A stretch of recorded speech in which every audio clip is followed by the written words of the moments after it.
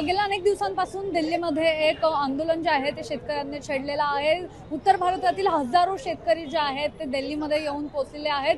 त्यांना गैरवर्तन जे आहे ते मिळते असा आरोप करत अनेक पक्षांकडून जे आहेत ते आंदोलन केली जातात। आता देखील पुण्यातील बालगंधर्व चौक जो आहे त्या ठिकाणी युवक काँग्रेस जे आहे त्यांच्याकडून आंदोलन करण्यात येणार होतं, मात्र त्यांचं आंदोलन जे आहे ते होण्यापूर्वीच या ठिकाणी मोठा पोलिसांचा बंदोबस्त लावलेला पाहायला मिळाला आणि पंतप्रधान नरेंद्र मोदी यांचा प्रतिकात्मक जो पुतळा आहे तो जाळण्याचा प्रयत्न देखील यांच्याकडून करण्यात आला।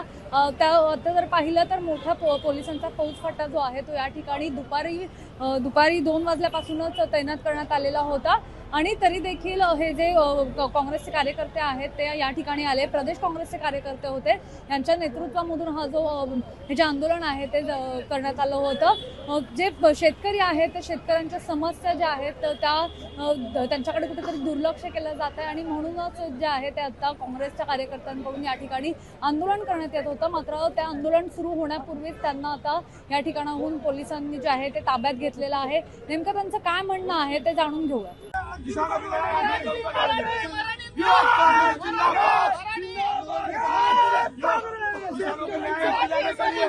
किसानों को न्याय दिलाने के लिए आंदोलन इसी प्रकार से युवा कांग्रेस महाराष्ट्र में और पूरे भारत में करता रहेगा।